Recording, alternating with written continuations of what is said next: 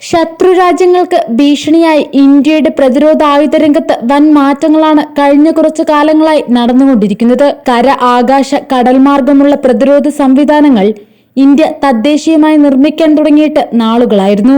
ഇപ്പോഴിതാ ഇന്ത്യ തദ്ദേശീയമായി നിർമ്മിച്ച രണ്ടാമത്തെ ആണവോർജ ബാലിസ്റ്റിക് മിസൈൽ അന്തർവാഹിനി INS അരിഗട്ട് അടുത്ത ഏതാനും മാസങ്ങൾക്കുള്ളിൽ കമ്മീഷൻ ചെയ്യുമെന്ന റിപ്പോർട്ടുകളാണ് പുറത്തുവരുന്നത്.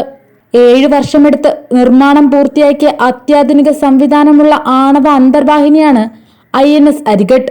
വിശാഖപട്ടണത്തെ കപ്പൽ നിർമ്മാണശാലയിൽ നിർമ്മിച്ച INS അരിഗട്ട് 2017 പുറത്തിറക്കിയിരുന്നു. എന്നാൽ അന്നത്തെ സേനയുടെ ഭാഗമാക്കിയിരുന്നില്ല. 111.6 മീറ്റർ നീളമുള്ള ഈ ആണവ അന്തർവാഹിനി കപ്പലിന് 6000 ടൺ ഭാരം വഹിക്കാനാകും. ഇന്ത്യ പുറത്തിറക്കുന്ന 3 ആണവ അന്തർവാഹിനി കപ്പലുകളിലൊന്നാണിത്. മൂന്നാമത്തെ കപ്പൽ 2021 നിർമ്മാണം ആരംഭിച്ചിട്ടുണ്ട്. റഷ്യൻ സാങ്കേതിക വിദ്യയിലൂടെ വികസിപ്പിച്ച 82.5 ലൈറ്റ് വാട്ടർ റിയാക്ടറാണ് മുങ്ങിക്കപ്പലിന്റെ കരുത്ത്. വെള്ളത്തിനടിയിൽ 25 നോട്ടിക്കൽ മൈൽ ദൂരം വേഗത്തിലും വെള്ളത്തിന് മുകളിലൂടെ 10 നോട്ടിക്കൽ മൈൽ വേഗത്തിലും സഞ്ചരിക്കാനാകും. DRDO വികസിപ്പിച്ച ബാലിസ്റ്റിക് മിസൈലാണ് ഇതിൽ ഉപയോഗിച്ചിരിക്കുന്നത്. 4 വലിയ വെർട്ടിക്കൽ SLBM ലോഞ്ച് സിസ്റ്റം ഇതിൽ സജ്ജീകരിച്ചിട്ടുണ്ട്.